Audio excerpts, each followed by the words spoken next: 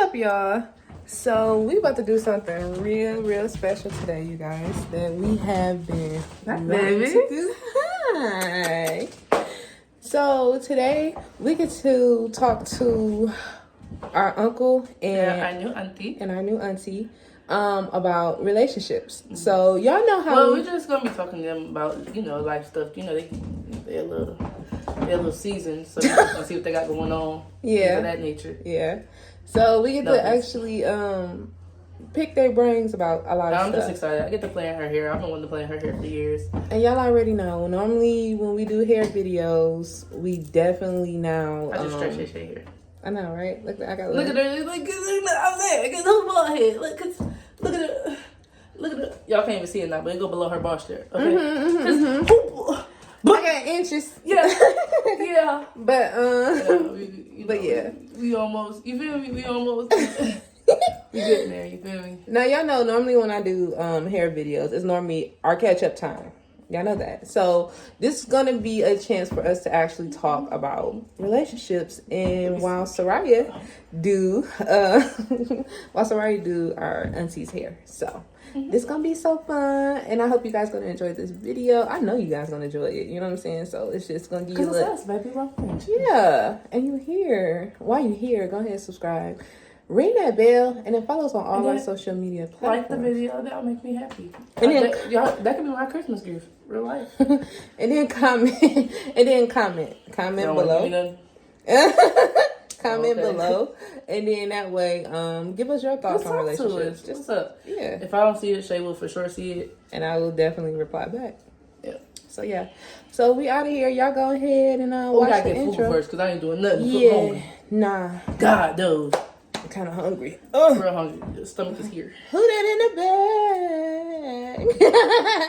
So yeah. I love her. So yeah, we about to go ahead and go, and we'll catch you on the flip side. About time the intro's over with, y'all will be setting up and ready and talking. Probably be eating. Probably gonna be eating. Yeah. But maybe I should do her hair. No, I'm gonna eat first. But I know I get sleepy after I eat. No, that just give you a reason to stay up. Wait, girl, no. I'm not. Last thing, God knows. I ain't nothing here. I should go pick up a hair mask because I need one anyway. What time is it? What's it? It's too late for you to go pick up a hair mask. It probably is. They close. Everything closed early on Sunday. Yeah, that's why I just thought about. I'm like, dang, I'm trying to hit one. Yeah. You got one? I just buy one. I don't got a hair mask, unfortunately. I literally used it when I did my hair before this. I know, right? So yeah. But we about to go ahead and work this on out. Kroger, but that's going too far. Yeah, Kroger. Yeah, no. I need my own stuff though too. We'll work that out. Okay. Yeah. But all right. Yeah, we over here strategizing. Yeah, but yeah, do what we said though. Anyway, and we'll see you when we see you. Yeah. Bye. Yeah. Well, no, not bye. Stay right there. I'm right with you. We'll bye for us, but not for you. Stay where you at. Sit down. Take this time. Go get you some snacks. Get you a nice glass of wine for those who are of drinking age. Get you a nice glass of wine. If you're not of drinking age, don't go get no glass of wine. Get you some water. Or cranberry juice. Don't listen to Rye. I'm just saying, you some cranberry be young juice. and turn. Be old enough to drink and turn. Okay? That's not what I said. All right. So, yeah. All right. Bye. Bye. Well, no. See you in a minute. All right, hold on. Don't hang up. That's it? I can stop it now? Ah! All right. Yeah. Watch the intro.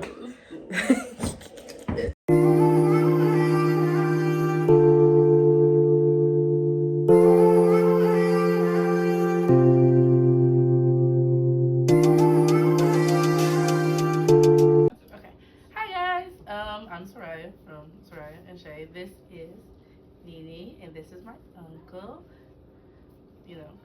So, if you want to introduce yourself at this time, Uncle, we'll start with you. You can introduce yourself. Yep, I am their uncle. I'm Pastor Richie, and I'm excited to be here on tonight to answer some questions about relationships.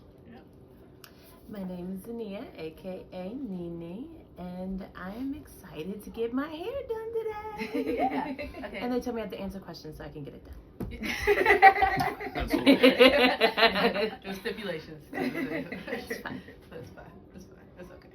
But yep. Okay. So we're just gonna ask a few questions about how life has been because they're newly married. That's fun. Let's see the ring. Amen. Can we give a shout out for the ring? Yeah. Much for the ring. Okay.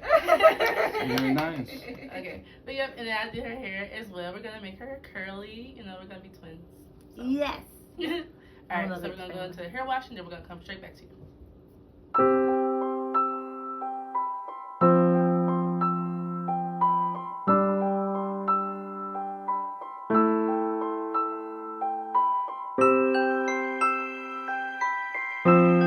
So, I have my uncle here, Pastor Richie, and I wanted to ask some questions from a man's point of view when it comes to relationships. So, Uncle, with you being freshly married, the process of getting married. Now, does freshly married come with potpourri? No. Does freshly married come with like a dryer sheet? Like, what does that mean? I mean, like, you know, you're newlywed. You're a newlywed. But the process before, like, actually getting married, how did you know that she was the one that you were going to marry? Easy. I said it all the time. I said it in the 3 proposals, and I'll say it this 4th time. So the reason I knew, and I'll say this to the people that will watch this vlog and that'll watch this video, knowing that somebody is your person, at least for me, comes down to when you learn how to argue. So when you learn how to disagree, and your disagreements don't determine whether or not you should be together. So for example, when you are in a infancy stage, a younger stage, you'll disagree with people, and those disagreements will cause you not to communicate, not to talk. You know you have the right person that when you get to a place of disagreement and it's a difference of views, but now it doesn't stop the communication. The communication, it actually gets better, and then when you end the disagreement or the argument, you now begin to reflect on how that conversation made you both better. So for me, the disagreements taught me that we're now in a place of agreement based on how we communicate those differences. So we don't call each other's names, we don't out of our names, we don't do those negative things. So the toxicity is not present. So where there is peace, now you can make a good decision. Okay. So you said something about communication. How important is communication, what you would say, in a relationship? How important is communication overall? I think communication is extremely important. To this degree, I think because we're a long distance relationship, the communication is different. So the culture, for the most part, they're going to do a lot of FaceTiming. Your generation, y'all going to FaceTime each other for 4 hours. And what happens, and I'm talking about if you really want to learn the person. Now, this is going to be a sacrifice, and to those in the comment section, don't try to troll me. But a lot of times when you meet a person and now you're FaceTiming within the first 30 days and all that kind of stuff, and I'm just speaking of, even if it's not long distance, it will rob you of your listening skills. You're not paying attention to tones. You're not paying attention to, things that if you're on the phone, you have to be dialed in.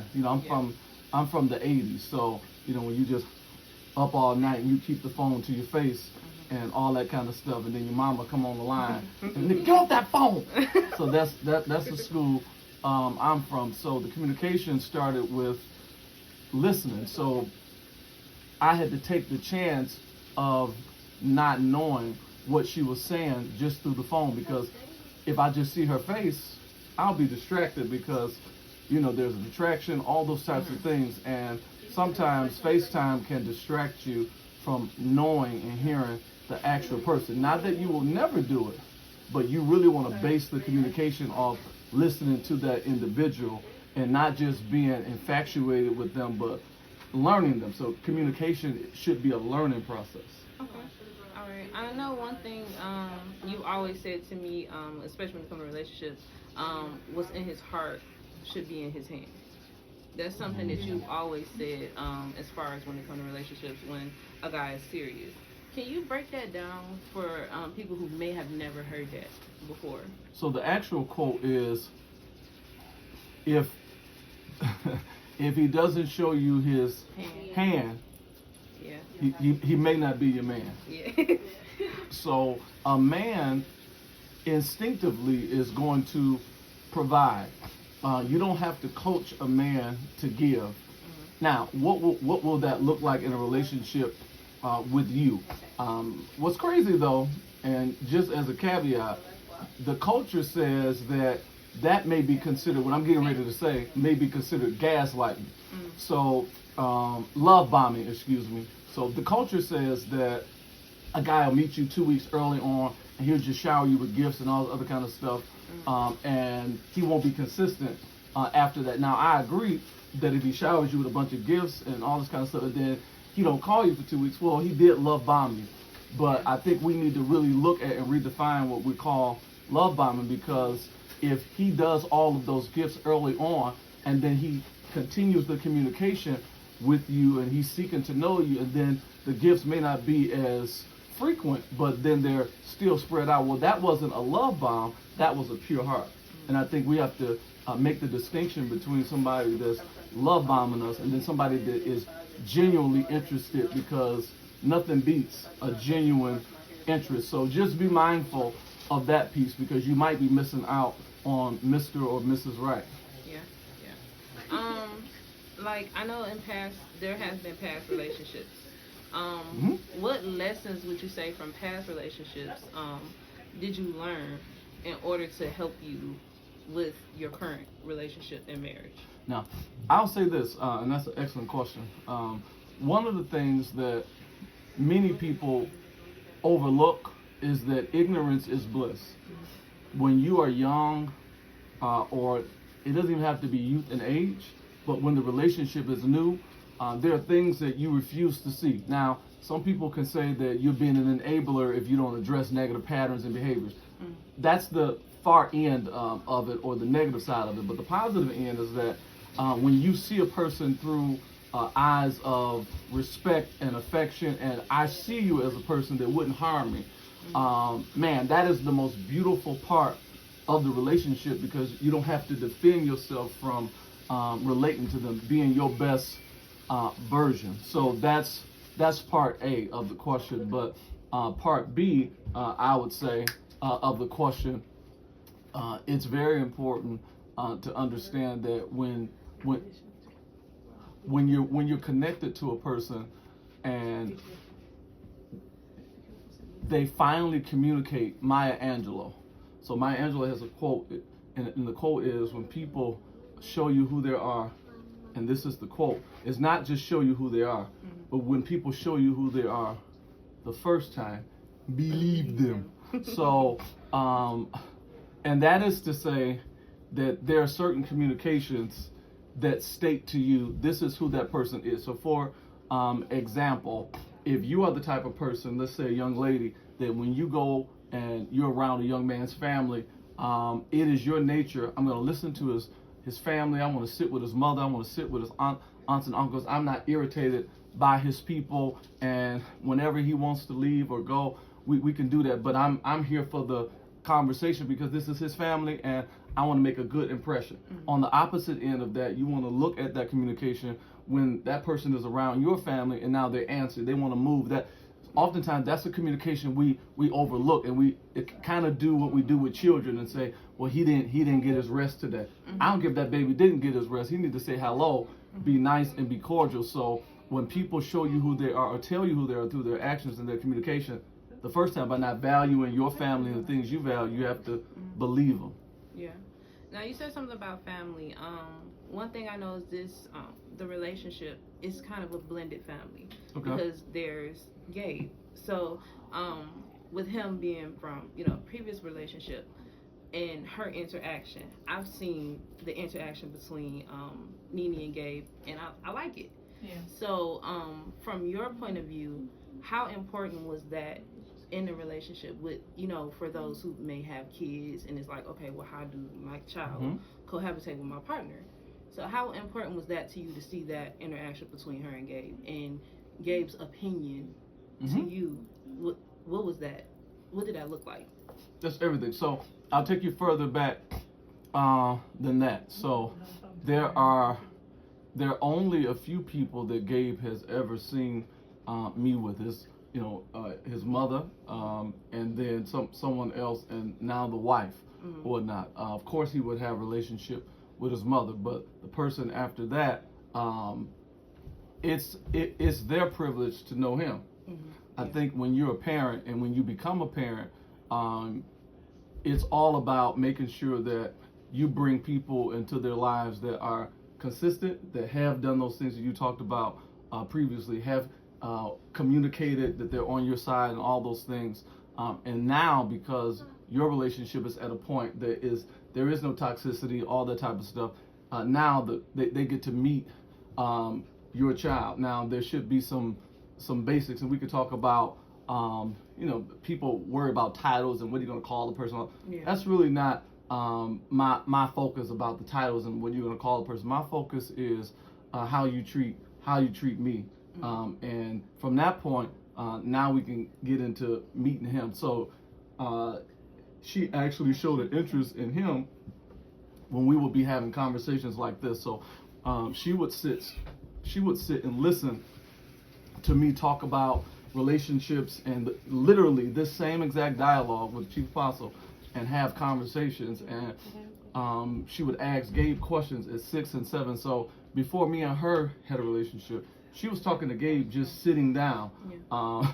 Now that could be, for this culture, you could say cap, that could be cap or whatnot, depending on the individual. It's like, well, she's just trying to get to the daddy, whatnot. Now, you may look at that and say whatever you want to say, but you probably do want to have a conversation with the child and show some type of interest, because for a parent, there's nothing that communicates that you're on my side more than how you treat my children. Right. So if you express some interest in my child,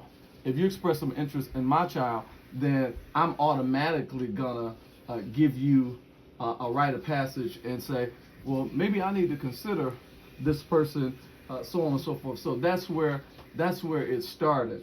Her having an interest, and we didn't have a relationship. Our relationship came years after, but she kept.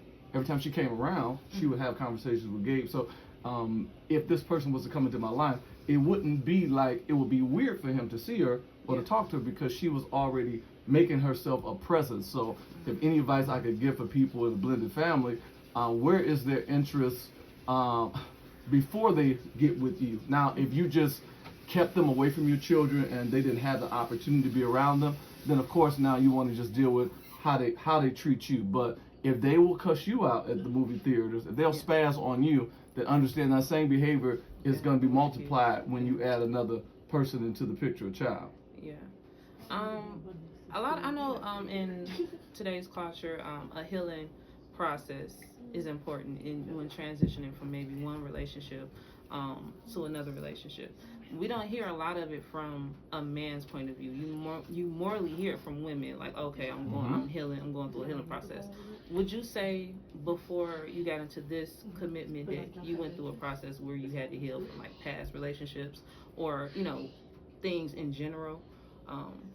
Would you say that you went through a healing process?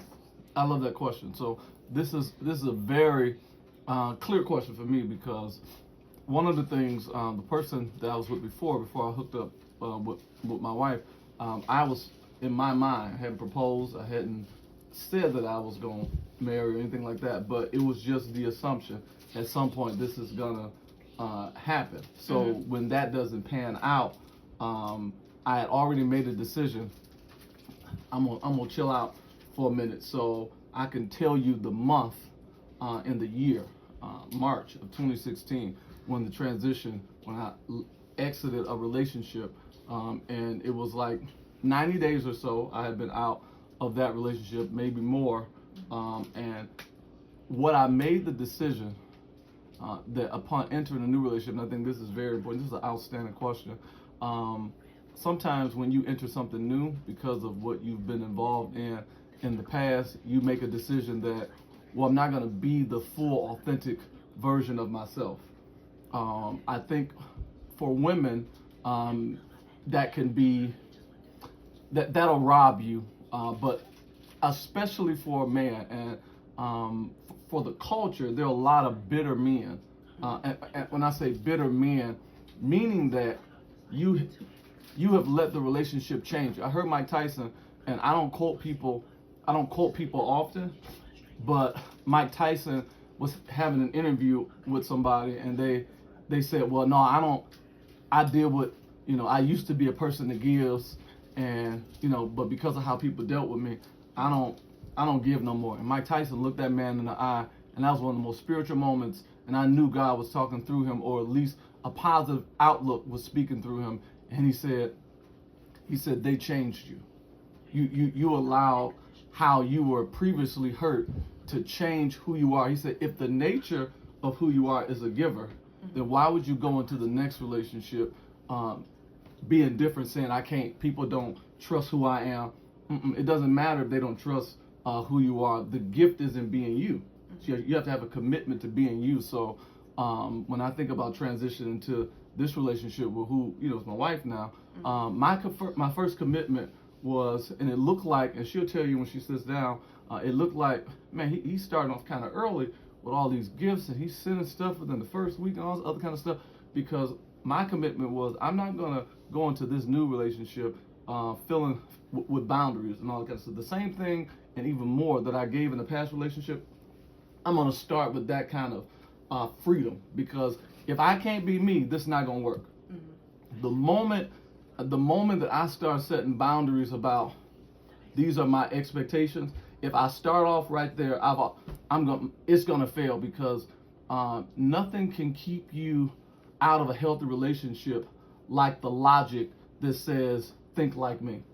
And when you try to force somebody to think like you through your own boundaries on yourself, and telling people, well, I'm not going to do this because of what I went through, and you got to do this and then I'll do this.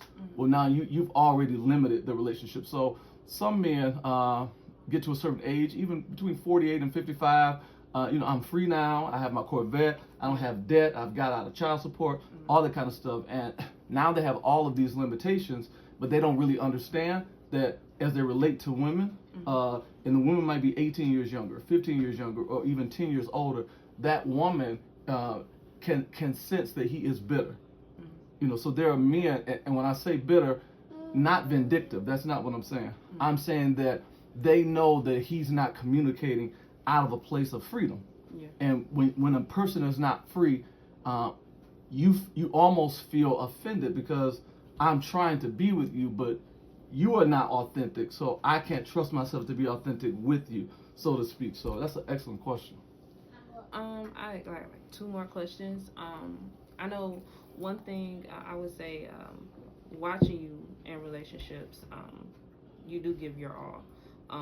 When it comes to, especially with this relationship, you have given your all, and just watching you through that process has been amazing. To see from a woman looking in, not even, I wouldn't even say as your niece, but just looking from a woman's point of view, just looking in has been really good to see. It's been an example for me. So definitely just side note, appreciate that. Would you say with being raised by your mother, my granny, did that give you an advantage on how to treat women? Because I know some people, they know how to treat women, but they don't have that advantage, because a lot of men don't have good relationships with their mothers, because you have a mother who's not pouring into you, but just mostly telling you remind me of your daddy, or it can cause trauma. So would you say with how you deal with women, did you have an advantage with how you and your mother's relationship? Yeah, I think when you think about children in the family, so we all can have the same parent and all that kind of stuff, but you can equate the experience differently. There are 2 people. They can have a father that's an alcoholic and want to grow up, and he'll say, because my father was an alcoholic, I'm not going to be an alcoholic. Then you have another one to say, because my father was an alcoholic, that's why I'm an alcoholic. Yeah. So it's based on outlook and perspective. But one of the gifts that I got, I didn't just get consequence, I got discipline. There's a difference between consequence and discipline. Consequences can come because you just made a bad choice or whatnot, and now it feels overwhelming because you're not educated. But discipline was a conversation. Discipline was the consistent conveying of information from one party to the next. So I'm saying that to say that I was talked to. I was never just reprimanded. I was never just told that this is the consequence. I was told that these are your actions. I was told that this is your value in the situation. This is your potential. So conversations were cultivated. I'm talking about as 6, 7, and 8 years old. Talked to, if I was going to get a spanking or something like that, or a whooping, I was talked to for an hour and a half by my mother. And those conversations were, this is, okay, now why did you do that? And she was always, which is a leadership attribute, seeking to understand. So she was not seeking to, I'm just gonna get you. No, I never felt like I'm just gonna get you. She was always trying to understand. It was weird, Shay, that she sought to understand so much that my understanding of our interactions, this was beautiful. This is gonna be great. There's no consequence that comes with this. No, baby. After all the lilies and the flowers, she still got. I got beat. So that was amazing. Now, the other piece to answer your question, absolutely, my relationship with my mother helped, and this is really what helps me in general. When I think about the communities that I'm called to, whether it's the family, whether it's the marketplace, whether it's the church, I look at the family, and I'm talking about people that I partner with, marketplace, relationships, I treat them like they are my mother. I wouldn't want my mother to be out and be by herself. I grew up in an environment in the community called the church where I just didn't think it was good. I saw women cooking for 3 and 4 hours. They had the keys to the doors, going in and out by themselves, and it just didn't look right. So as a young boy, I made a decision. When I enter a community, I'm going to be the most consistent man in that community. I'm talking about at 7, 8, 9, and 10. I had a life goal that I want to be consistent in my community and stand up for somebody so that they don't have to carry something. And that's really what chivalry is. Chivalry is being conscious of what needs to be carried in a given moment. So it don't start with the opening of a door. It starts with, I'm present to carry the weight because I'm available. If I'm in a store and I'm at a restaurant and all of the napkins fall off and we all in line, I got on the Gucci shoes and that don't mean nothing. I'm going to help that restaurant pick up the napkins because I'm responsible to carry something in any given moment. So that relationship that you have with your mother, excellent question, is vital, but it's also just based on how you translated the experience. Did you see it as training? Or did you just see it as consequences? Did you just see it as somebody was just trying to make you like them and all that kind of stuff? And the other piece is I never resisted her example. I never disputed her experience. I think we live in a culture that disputes the experience of the other generation. My wisdom is that if you are raising 4 other people outside of me, you know something I don't know, not just about me, but about women, specifically in alignment with your question. And let me try to listen to that. So throughout my years, even when I was like Gabe, I'm looking at Gabe, my oldest boy, and he's going to start experiencing things like women that are 20 years older than him wanting to be in a relationship with him. I remember when my mother was talking me through new attention. So she walked me through you look older. You're 6'5", but you 18 years old, and they think you might be 28 or 27, but you don't have a pot or a window. You don't have anything under your belt. You have a work ethic, and then she would say to me, you haven't been through anything. You can't carry the weight of that. Now, that's at 18. At 30, the communication is different. I'm proud of the man that you are. I'm proud of the experiences and I'm proud of how you treat your sisters, how you, all those types of things, because now you do. So that relationship matters because I've been validated. I think the last piece is because I've been loved correctly and appropriately. I don't enter a relationship expecting walking in. I'm not needy. I'll say it like that. I want the relationship. I don't walk in like I need it. I want a relationship. I'm choosing you. You ain't my way out, so to speak. You know what I mean? Yeah. It's a healthy perspective, a confidence. I'm not, because the culture is saying, child, you might come up. Yeah. Everything in the culture, when people are looking at relationships, and I heard, I love him too, Apostle Kevin Moore, he said a lot of relationships are not birthed out of love, they're birthed out of manipulation, trying to see what they can get out of the individual. So I was raised not to see what you could get out of it, but like my grandfather, like my grandmother, what can you put into it? Whose life can you change with the credit you have? Whose life can you change with the money that you have, with the love that you have, with the time that you have? So absolutely, that's a great question. My relationship with my mother has shaped how I deal with women in general, not just based on what she said, but based on how I saw the things that she dealt with out. And the last piece is, when you watch a woman in her 30s and in her, mainly I met my mother in her 30s, met her. When you watch a woman never complain, never whine, never whimper, and I'm not talking about, she was soft, she would cry, but she managed pressure well. Well, what does that do for you as a man? I'm bigger, supposed to be stronger, but emotionally, what that has said to me, that is the standard. The standard is that it can be done. And how do you do it? Well, her key is prayer. She prayed every morning. She talked to God. She had conversations with people, with the person that mattered. So there's a lot into that. But yeah, that relationship, it greatly impacts. Without that relationship, I'm not going to be a husband. It's not going to happen. Right. One more question, because there's so much I want to ask. And we got time. I had a thing, though. Because I noticed that you kind of said it earlier, but like a lot of times you said that the way that, you were raised was kind of like the discipline and things that you received from Granny was something that kind of like helped you a lot. But a lot of times you see it with people growing up where you said you saw it as like, her pouring into you, but some people see it as, oh, you're trying to control my life or you're messing with my everything. Yeah. So what was the mindset, even from a young age, that, okay, she's not trying to hurt me, but help me? I got you.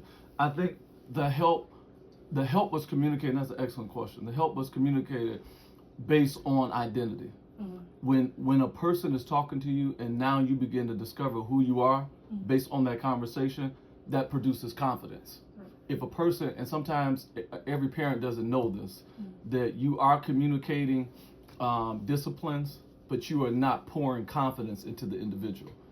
And I think that, oh God, that's an excellent question, because you can say to a person one time, maybe you pay for their outings and they got clothes and they got all this kind of stuff, but you don't. Why can't you just do this right?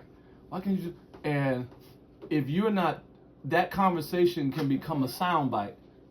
That's the only thing that's repeated in that person's ear, where another person can say, you don't wash the dishes right, or you don't do this right. But there was another conversation that was so long that little small area does not represent the totality or the nature of the relationship, because the correction is not the totality of the relationship. The nurturing is the totality. So sometimes we have to affirm more and spend more time doing that. My mother spent two hours affirming and maybe 15 minutes correcting. Because that's wise. It's wise to let you. I'm listening to you. I understand you. All this kind of stuff. I want you to understand why I'm challenging you in this area, because this is not the behavior that's correct. And by the time I get to the correction, yeah, dang, that conversation was so good. I mean, now I can't even blame you for getting with me. It's like, all right. So that's the difference. If you keep the correction on repeat, then you can potentially shrink somebody's confidence, and without confidence from the person that should be nurturing them, then now they will start to gravitate to other things or just not know who they are. So that is that's an excellent question. That's one of the major differences. Great question. All right. I know I said I had one more question, but I got two. So you can ask three. This is good. What would you say as like? Because I know I've seen you literally, and not just because you could have with my mom being your sister. You would literally bring all these balloons for Mother's Day, for Valentine's Day, not just for her, but for everybody in that. And when she was in the shop, you brung it for all of them. I so happened to be talking to a coworker who was like, I did not know that was your uncle. And until the wedding, and she was like, oh my God, I remember all this stuff when we was in the office, he brung balloons, they talked about how you brung donuts and stuff on the weekends and different things like that. I know you are big on community, but what was your mindset to even, because that's your sister, but she wanted to make sure that on Mother's Day, on, even Christmas, different things like that, I want you to feel, in my eyes, whole. Well, you don't have your mate yet, but this is what you should be expected. You set an expectation and a standard for what should be expected. Why? Like, why would you do that? And to tag onto it, why not just, because you could have just came in there and, like, gave her the stuff, like, you ain't got nobody in your life. But you wanted to include the other people around her or whatever, so that they not only she felt special, but people in the environment felt special as well. Yeah. What was the mindset? Yeah, I think, and you kind of gave the answer to the question in asking the question, because I value her first. And that is the answer. When you value a person, and you know them, you know their background, all that kind of stuff. That's my older sister. We did all kinds of stuff together that I can't say on camera. That was, but we've had fun together, all that kind of stuff. We've listened to music together, enjoyed all types of moments together. So when you know a person, you know their experience and all that kind of stuff. And then more than that, what you may not know about your mother is that she is she's one of the hardest working people you're gonna ever meet.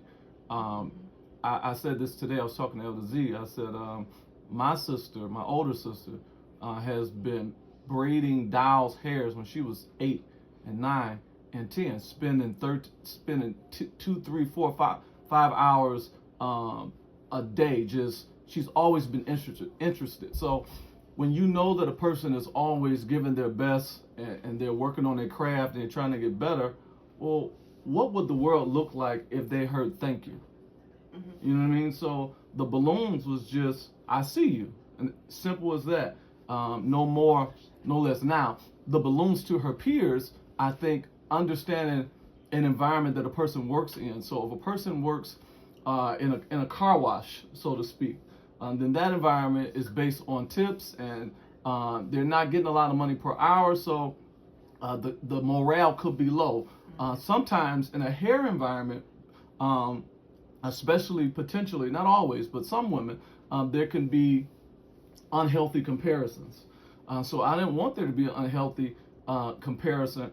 So let's kill that. So she may get, and again, the balloons I didn't just give her balloons. I gave her balloons, but then when I had a son, I made sure he gave her cars and balloons, and he brought her, okay, this is how you're gonna treat your auntie based on your father's example, and then me and you, we're gonna walk balloons to each individual, even if they're not there. We're gonna ask who's here, who's not here, because what it's gonna do is whenever they come back to work, think about the people, and I know this may be a sensitive topic, but there are shootings that's happening all across the country in schools and in different environments. We call people awkward, and we should be careful saying things like that, because you don't know where a person is or on the edge. What would happen if somebody noticed the person that society or the community says is awkward or whatnot, and says, opposed to viewing them as awkward, then you took the time to try to know them. Small gestures are very powerful. And where a person, it could be Valentine's Day, and they got into an argument, especially at a hair shop. They got into an argument with their boyfriend or something like that. And then they came to work and they looking at this woman. She didn't got 12 balloons. And that's going to perpetuate, potentially, it may not, but it can potentially perpetuate the cycle. But what happens if you were valued? Well, even though the nature of that person's relationship may not have changed, what it is going to do is balance them out and say good exists. So that's the principle, to communicate good towards your own and towards people that you may not know, because kindness is not a response. Kindness is an approach. Right. It's how you approach it. So that's why. Okay, you just talked about kindness. Now, shameless plug, that is your thing. Kindness is cool. Is your thing. Where did that come from? Well, you mentioned something, and I'll tag back to it in the work environment. But where it basically came from is your granny, and my grandmother. My grandmother said to my mother, "Don't raise your children for today, but raise them considering the future." And kindness in its simplest form is consideration. Simply just looking at somebody else's situation above your own. And if you can do that, it's powerful. Now, another definition of kindness is understanding that sometimes people think about your uniqueness and your greatness. When you think about greatness, sometimes greatness can feel elusive to a lot of people. But kindness is the practical side of your God-given greatness, and your God-given greatness is in considering somebody else. It is something that is reachable. It is something that can be managed. It can be tracked. It can be maintained. It can be you can sow that. You can give it as a gift. And if more people will understand the power of their God-given, the practical side of their God-given greatness is really seen in how you treat people. And the greatest people that you'll hear from, no matter what they are. I was watching this movie, and shameless plug, it's a great movie to watch, 688. But at the end of the movie, there's a man named Clarence Avant. And Clarence Avant is considered the black godfather. He lived about 90 or something, but he was a man that garnered and negotiated in the middle. Frank Sinatra, Jamie Foxx, anybody, Quincy Jones. He was a person with no degree, seemingly just the absent man in the room, but he brokered deals, Puff Daddy, different ones, y'all be cool with the oil, all those types of things. He brokered deals with people, and he was known for managing things effectively, because he said life is about numbers, and because of that he made himself necessary. So when you care enough to put yourself in the middle, and I'll say it like this, there are people who try to figure out in a relationship, how do I stay relevant? How do I stay relevant in a relationship? So for example, Sariahchae, she's in college, she may go overseas, all this kind of stuff. She may have people that have interest in her, and then there are people that have a perspective that says we grew apart. Well, you can never outgrow a person that's interested. So if you want to stay relevant, then you stay interested. So for example, if my wife, if she goes to Dubai, and she did, when we were dating, I would set an alarm clock based on her time zone. I set an alarm clock based on her time zone, and while she's up at a weird time zone, I'm going to talk to her, because you are learning experiences in another country, but you're going to want to come back here because I'm so interested. So you stay interested. That's smooth too. You stay interested you stay relevant by being interested. So, yeah. Last question, the Mickey text. Now, I can only imagine, and I cannot wait to talk to NiNi about that. I can only imagine the nerve of sending the text message. But like, when you received the text message, what did it do? Like, was you just like, what's this? Or was it like, what did it do for you? Got it. Right. So you're talking about the emojis, correct? Yeah. So, as I aforementioned, I wasn't talking to anybody. I was broken up. It was like I had broke up with my ex. It had been over 90 days, and my off days are generally Wednesdays, still are to this day. And I get a text with a bunch of emojis, this Mickey Mouse emojis, and me, I'm not a person that responds in group text messages for any reason. Even if I sent the group text message, I won't respond. I'll send it out and let everybody else respond to what I sent. So in that case, I sent her a message back and said, "Is this a group message?" And she said no. Well, what I do understand about life, and this is for women and men, there's something I like to call, you have to slide the envelope under the door. Or sometimes, in order to communicate that there's a message, you have to gently send a reminder in a very subtle way. A man can send you a reminder by just listening to you, and you look nice today, then he walks away. That's sending an envelope. He's slipping an envelope under the, or he's just being cordial. But if someone sends you a direct communication, but it's not raunchy, it's not anything that would be a breach of, privacy or anything like that, then now if you got any sense, if you're a good listener, you go, "Oh, this is moi. This is for me." So because I understood that, then okay, this is a sign. So let me engage. So I fully engaged and just started texting and all this kind of stuff. And that day we talked for 8 hours on the phone. That was our first conversation was 8 hours because, again, nothing beats a genuine interest. And I'm single, so let's mingle. Okay. Well, that's all the questions I had. Sariahchae, did you have any questions? Not as of right now, but we are going to put NiNi in the shop. I'll get to style her hair. Okay. All right. So, yeah, we're going to transition, have NiNi in the shot, and then that way we can ask questions from the woman's point of view. Yeah. All right. The thing is, you can send the bill, but like I would have to send that tuition bill back to you. Just let it shine. Ooh, yeah. Why you know the whole song? Shay, you recording it? Yes.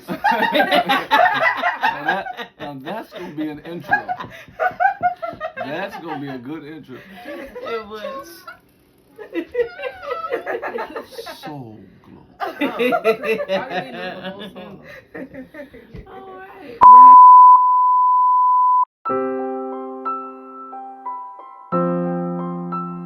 Well, yeah, we're back. Now we get to ask questions from both ends, as far as from the relationship. So, to start off, who fell in love first? I don't know. I feel like this was like a question on like a thing. And at the wedding in Jersey. Yeah. We did the shoe thing. Yeah.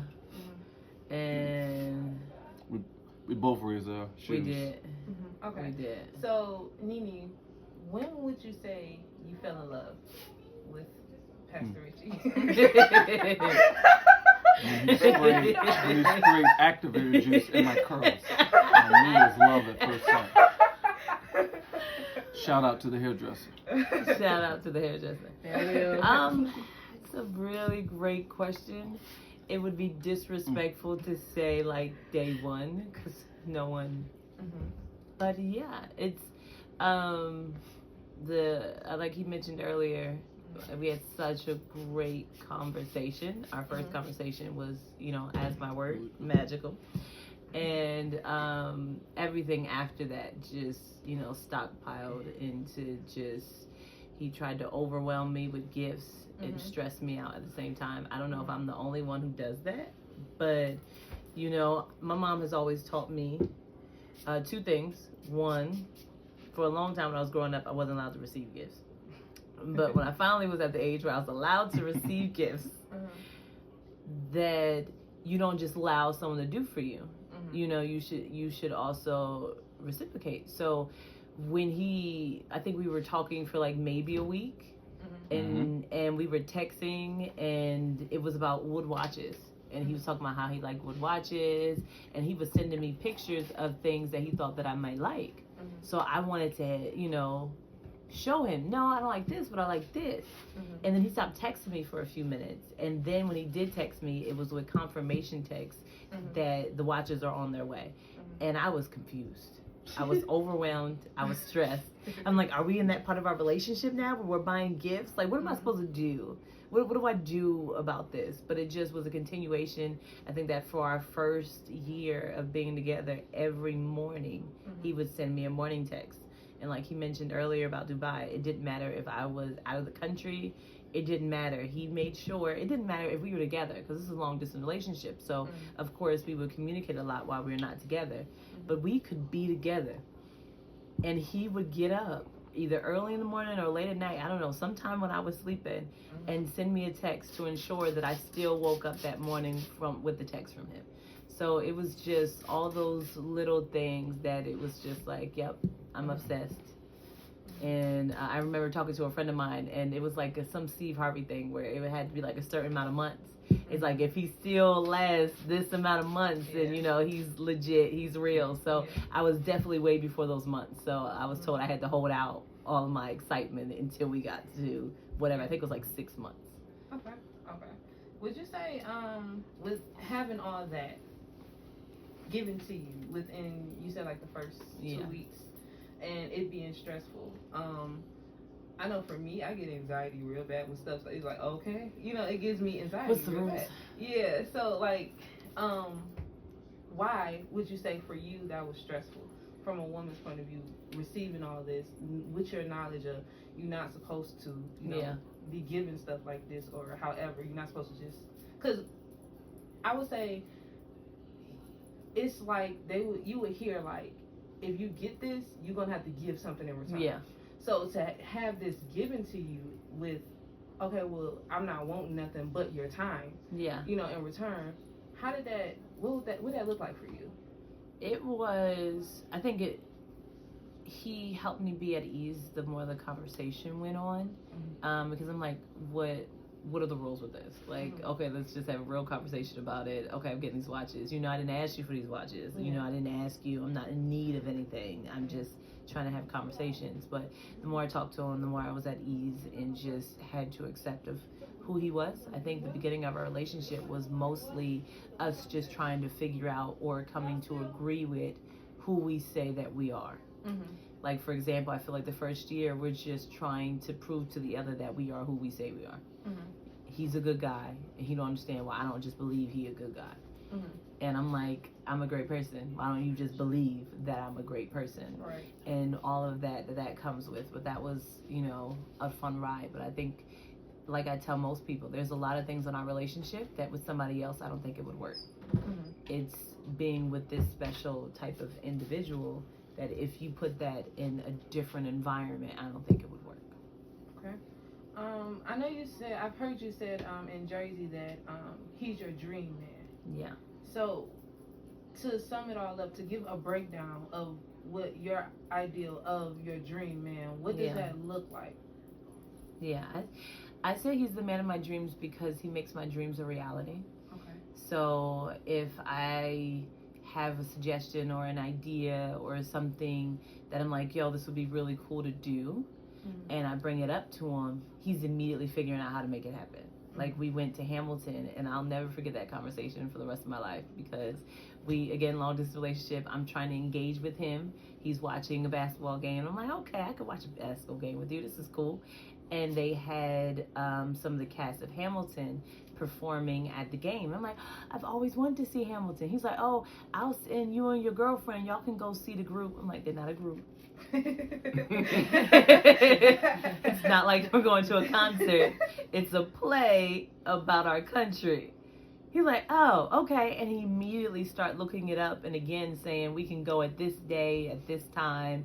And it's just with little things like that. It's always, how can we make this a reality? Even to the point where I remember sometimes having disagreements because I mentioned something to him that was like a dream for me.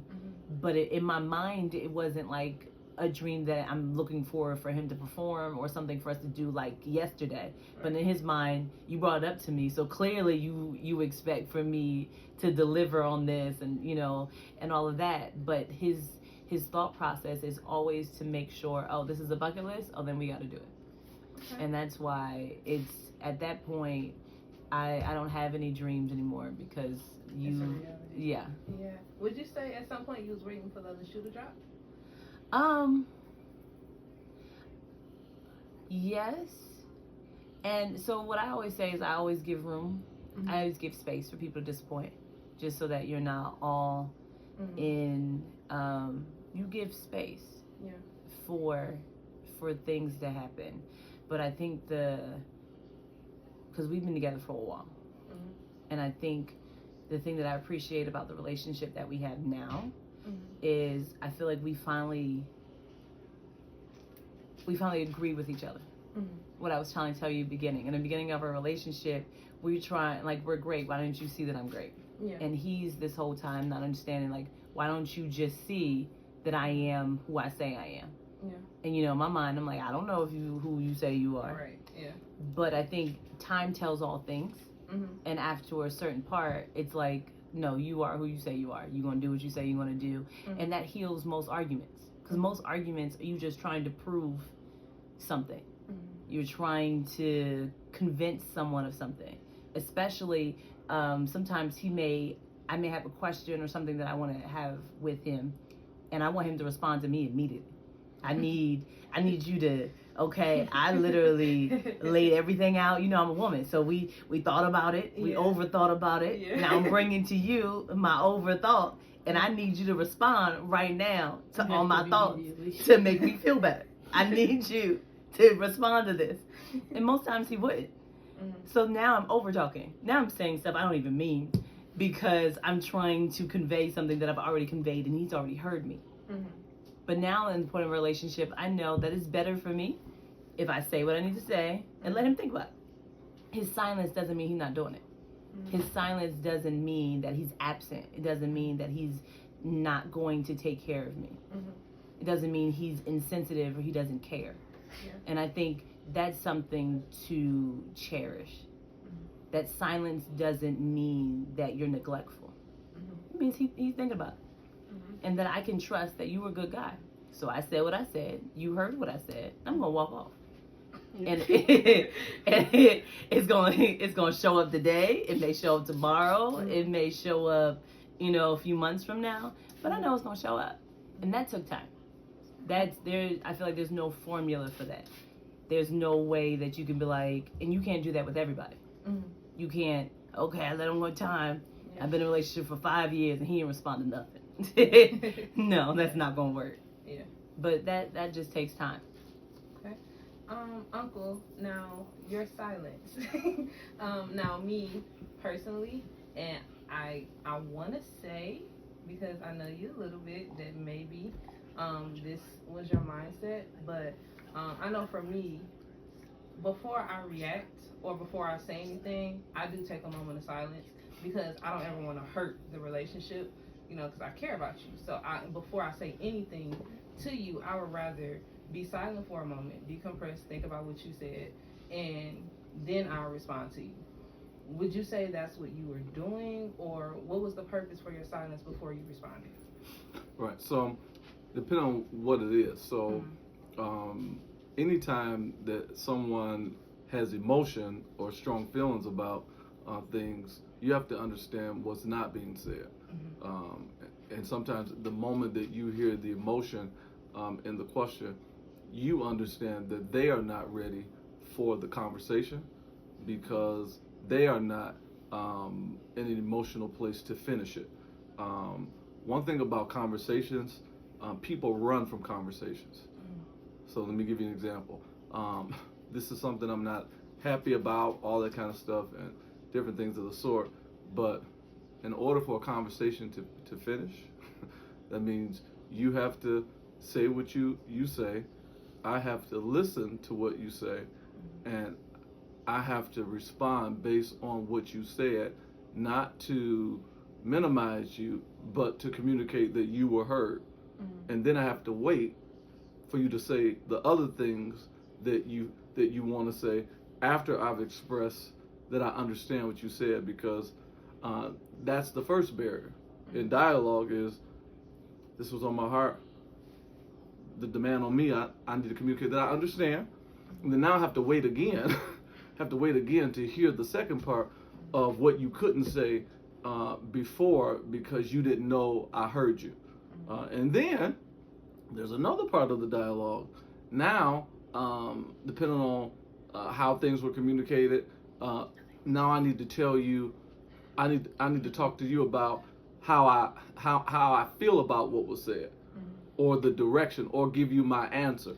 So that could be a 4-hour process. That could be a 6-hour process. And everything can't be addressed today. And then you have to understand your own quirks. What the Snickers say?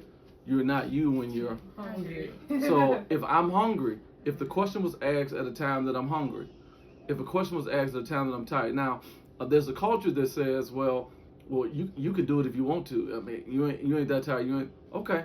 And what'll happen is if I talk to you at a time that I'm not, that I'm tired or that I'm dealing with something else, then you're not going to get the best version of me. And what I'm committed to, and she'll tell you this, I'm not going to rush the conversation. I am in no hurry to have the conversation because I need to be my best version. Not that your point is not valid. It's valid. It's heard.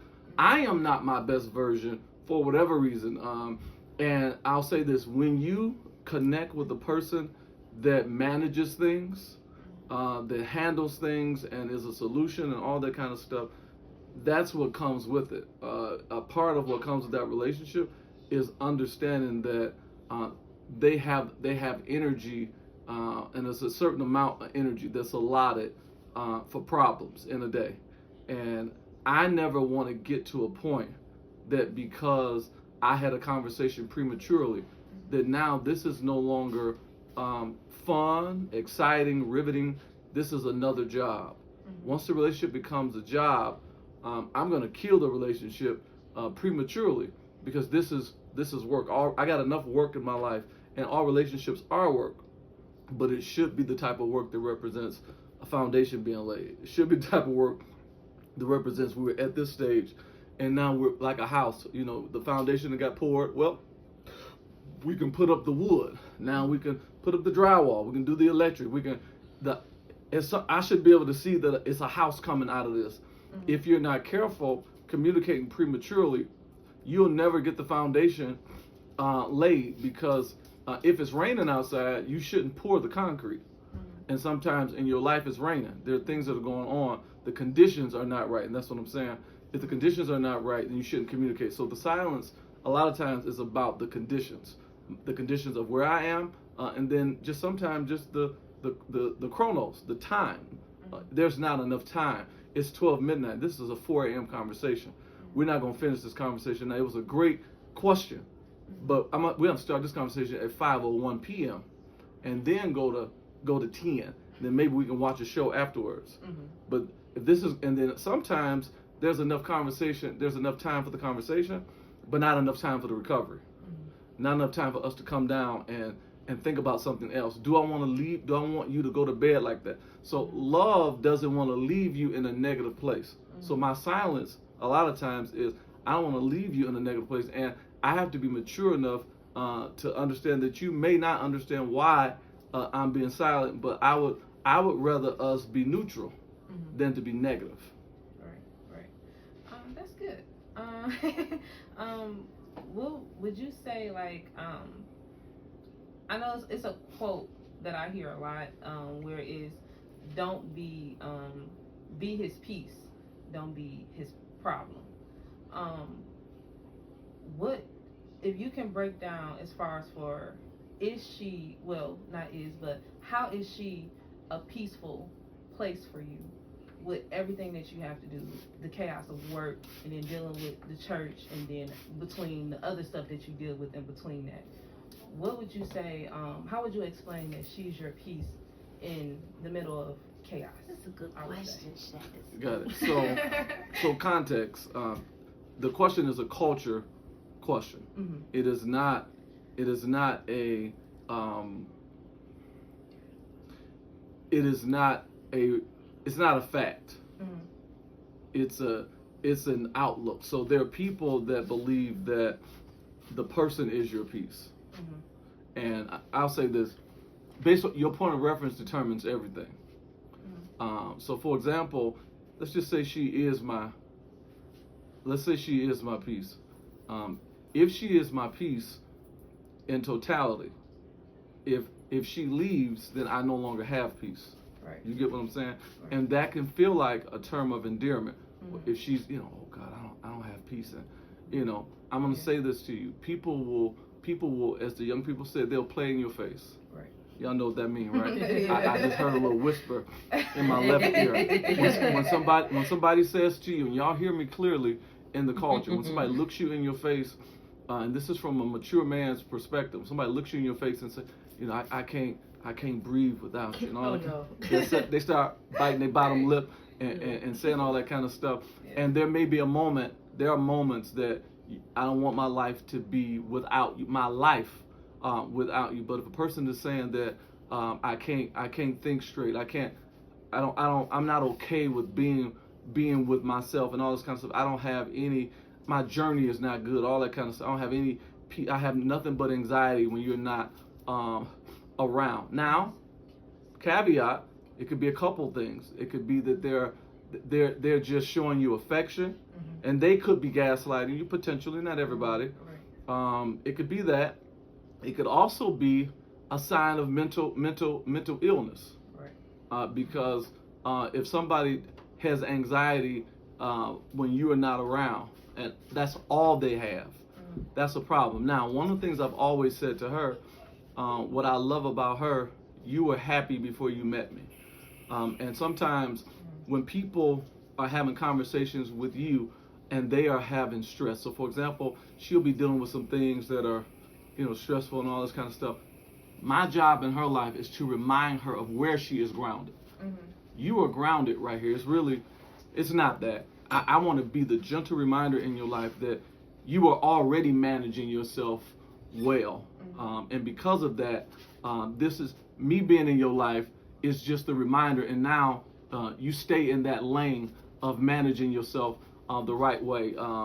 If you're not careful, you'll be in situations where you'll gain this perspective of they made me mad. Mm-hmm. If somebody is your peace, and culture, hear me, if they are your peace, then when they leave, then now that can create a blame situation. Now, I'm going to give y'all something because you asked the question, where does peace come from? Mm-hmm. Now, if you ask that question in a different perspective, or in a different light, you're going to get a different answer because of the point of reference. So the point of reference matters. I'm going to keep driving that home. What is your point of reference? Now, for me, my point of reference is the Word of God. It's the Bible, different things like that. But I'll say this. Peace comes from prayer. Peace comes from prayer. And prayer, simply stated, is just asking God what to do in any given moment. Trusting God for His direction, no matter what God you serve, all that kind of stuff. But you want to ask God what to do. So if you ask God what to do, then there's a peace that comes with that, knowing that you don't know. And you're asking the person that created everything. So now you have an awareness from a reliable, if that's what you consider, a reliable source. So peace comes out of that, the peace of God that passes all understanding. So knowing that when you connect with a person, then you know that she has peace based on the conversations that she has with God. This is an excellent question and caveat to a lot of relationships. The first time that they have prayer is at the altar when they're getting married. Mm-hmm. Not the case. We've been to the altar together several different times before we got married, in prayer, in different environments, asking God to come in, looking to people who had a godly perspective. Tell us where we're off. Tell us where we're wrong. All that kind of stuff. So, in her talking to her mother, who is a spiritual, priestly person, then I know she has a peace within her because she prays about things. She talks to God. So she can, watch this, she can partner with me so I can have peace. She can partner with me. She's not my peace, but she's a partner of peace. And that's the perspective. She's a person that can talk to me in such a way that I will be reminded of what adjustments I can make, what is good, what is lovely, what is pleasant, that I'm all, just like I do for her, you're already happy. Well, you already do this well. So you don't really want a person that is your piece. You want a person that partners with the piece that you already have. Sir. Yes. That's very good. Yeah, that's very good. Right. Yes. Partner piece. So for Nini, like, with actually listening to your mom when she said, send a text message. Yeah.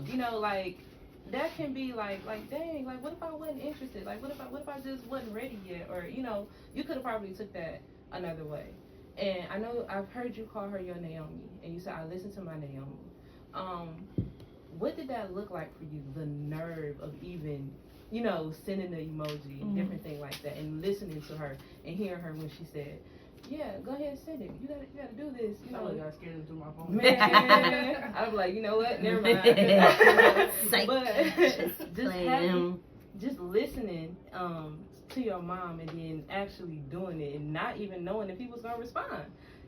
So that's how did that? Yeah, that's scary. So how did that look for you? I think that would have been the easier part, because I think it's a twofold. So I think you have to know the history between my relationship with my mom. She's like my best friend, and I don't really like to talk to people oftentimes.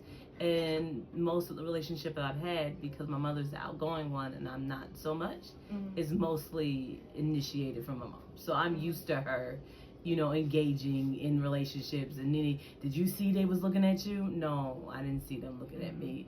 So I was used to that type of relationship, and I knew she was already pushing for this relationship. So in my mind, it was like, I did go back and forth with her. I'm like, Ma, he got my number just like I have his number. Why I gotta text you? Why I gotta text him? He can text me. She was like, he not gonna text you. He a pastor. He not gonna have to do that. You gonna have to do this. Ma. What? Okay. All right. I gotta do it. What do you want me to do? What do you want me to say? I need you to write this out for me. Yeah. It don't matter what you say. Just send anything. Okay. So in my mind, sending the emoji or it was a GIF, or how we say GIF, however you say it, because I was in the Disney gifts at the time, so I was sending them to everybody. So I'm like, okay. And in my mind, I had no expectations. So whether he did or he didn't, whatever his response was, I was just doing what I was told.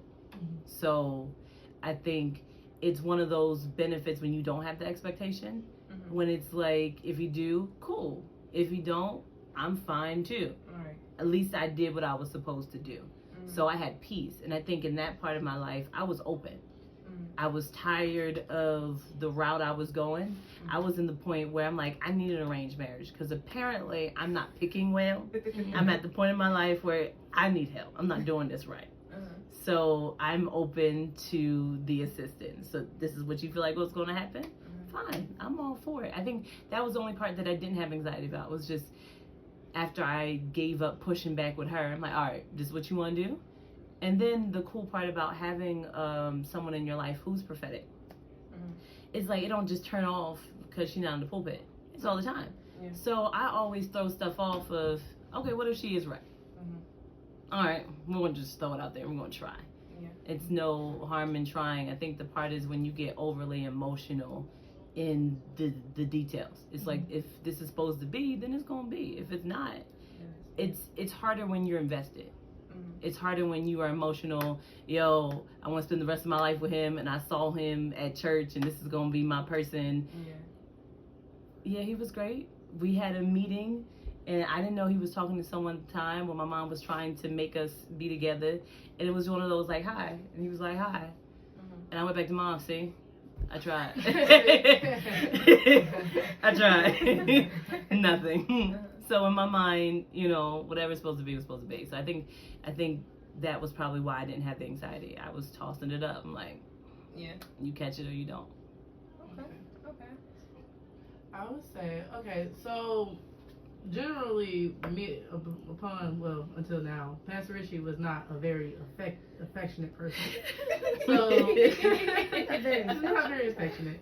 So, getting into the relationship. So, getting into the relationship, but noticing he's like, how did you navigate that? Like, okay, he's not acting funny, but like, because a lot of people today would be like, so he don't be around me, he's not affectionate, no PDA.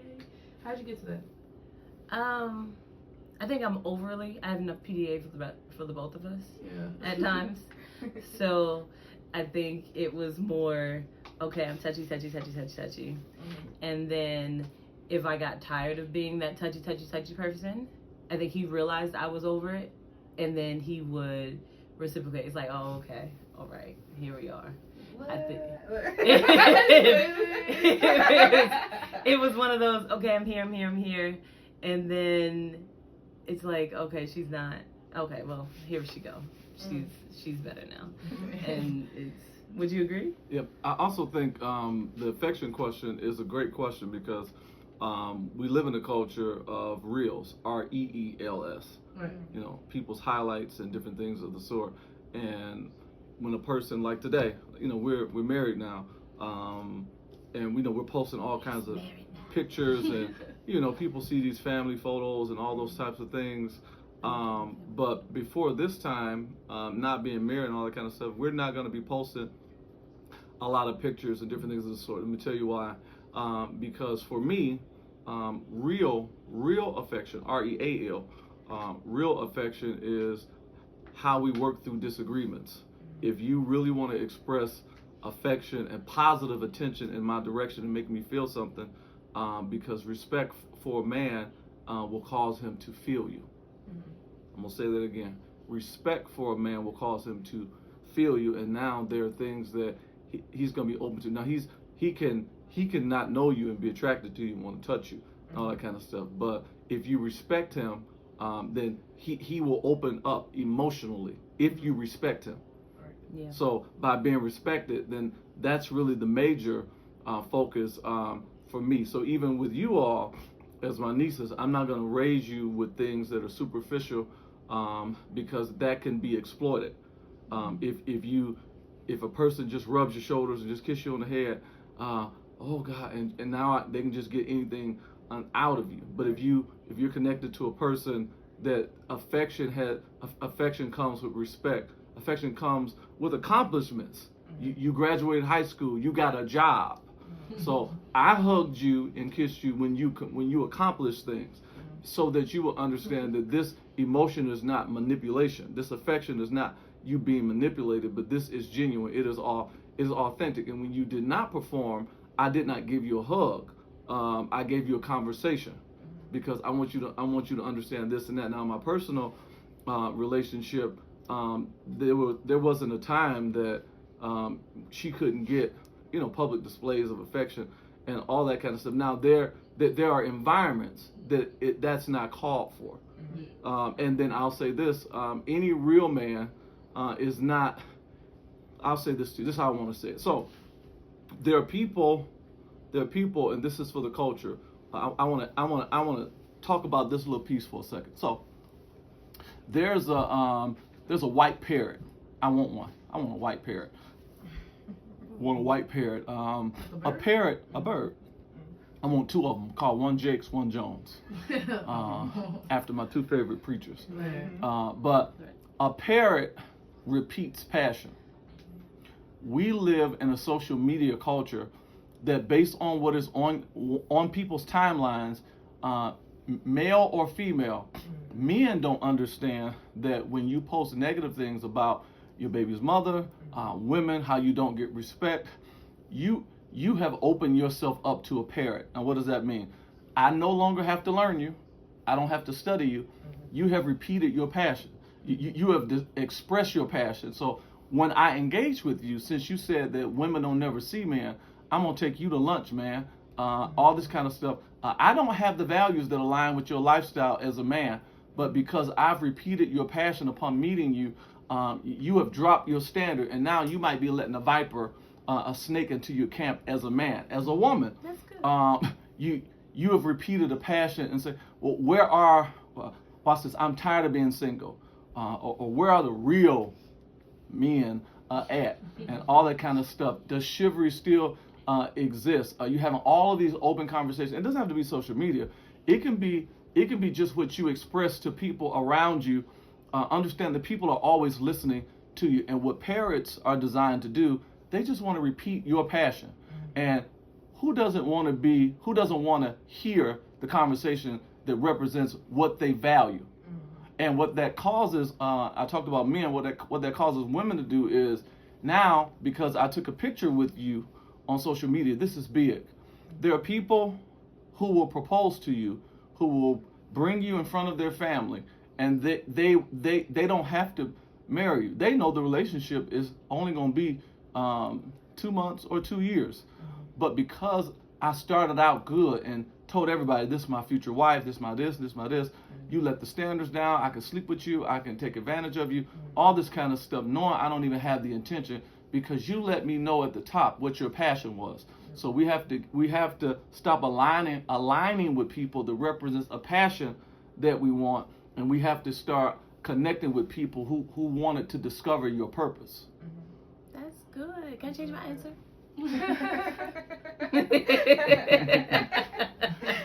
Can I change my answer? That's a long. I'm like, it's so good. I want to change my answer. I mean, if you want to change your answer. No. Out of the abundance of the heart. Let your mouth speak. So it's fine. Anyhow, I changed my answer. So, no, because Cut the tape. Because I was thinking about what you really said. And I think it goes down to like all of it. Even, you know, not even just the affection piece, but like the marriage piece or the wedding piece and all that type of things. I think he checked all the boxes in all the other areas so that those other small areas became small areas because I was satisfied in other areas. Like, for example, getting my morning text every day, getting phone calls. Like, I remember I had to be at work really early, and I like to talk to him on my way to work. And one particular day it was an early shift. And I remember him calling me, and it sounded like he was sleepy. And I'm like, I don't think I called you. I think you called me, but it sounded like I woke you up. And realized because he was setting alarms to talk to me. And it's like when you are getting that type of an engagement and that type of affection, it's like the other ones, it's like, it's not as important, especially when you're in a long distance relationship. You know, all of that made me feel all the warm and fuzzies that I wanted to feel from those details, that when it came to the other, it really didn't become that big of an issue. So, to put a face to it, so in a lot of relationships, people have these time frames, and we all have them. When you're 20, you're 21, you're 25, this needs to happen by this time frame. That's like long game or whatnot. But this can be a long-term goal, marriage, relationship, whatever, or it can be a short-term goal. There are others, when they engage with people, they say, you're not going to play in my face. You're not going to play in my face. I hooked up with her, I hooked up with him, and it was 6 months, and bada boom, bada bing, all that kind of stuff. Now, this is not, this is me. This is not some prescription or Bible or anything like that, but this is me. Now, when you think about the earth needs at least 4 seasons just to know what everything is. The earth needs 4 seasons. Yeah. You know, winter, spring, summer, and fall. 12 months just to identify what something is. And a lot of times, we don't give our heart 4 seasons to allow the seed of who a person is to set in our lives. And we make decisions prematurely. How long do I think? Well, how long does it take to know a person is the one? I say you give a person 4 seasons. That's 12 months.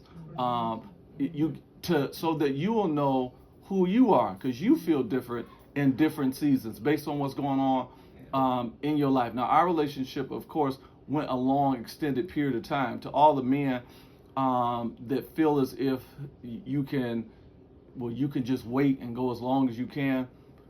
If you are not a communicator, no, sir, it's not going to work. If you don't respond to dreams, if you are not good when you finally do hook up, no, sir, because there's going to be so many other things so many other red flags. You have to be a good communicator, and a person has to feel that you are present with them, even when you are not. Why ain't she thinking about you when you ain't around? There's an investment you haven't made, or she's just interested in something else or whatnot. But if you make the investment, then now the question becomes, I am waiting because we are building, and that's different. If you're waiting because, and how many of us know that sometimes building a house, people tell you it could take 3 years. It could take 3 years because you are not in a position to just pay for all the materials up front. You have the financing, but the job is going to be cheaper if you can lay the foundation in year 1, if you can do this in year 2, and then you can do all of the tapestries in year 3, and now you enter the house debt free. You enter the house having everything you need. The last thing I'm going to say, and this is a great answer for the culture, when God created man, he created man, and y'all look this up in your leisure, on the 6th day. Man did not show up on day 1, day 2, day 3, day 4, or day 5. God put everything in the earth that the earth would need. And when that man showed up into an environment that already had what it needed. It's not good for man to be alone. This is the conversation that people will say. I'm going to say this. It is good for that man to be alone if he is not a man that does not fellowship with God, if he is not a man that clearly knows what his field is, where he works, what he's supposed to do. If that man doesn't have a voice in his world. Adam named everything in his community. God gave him authority. He had good relationship with the father. Who is a father figure in that man's life? Who does that man listen to? That is very important. If he don't listen to nobody, if he doesn't have fellowship with God, if he doesn't have a clear place where he works, where he stays, all that and if he doesn't have a voice, if he feels undermined in his communication, that, well, why is it that women don't respect you? Why do you feel like that? That's a problem. That's a problem, because a man, if it's not good for that man to be alone, it's the man that has authority. It's the man, and I'm not talking about dominating. I'm talking about he doesn't feel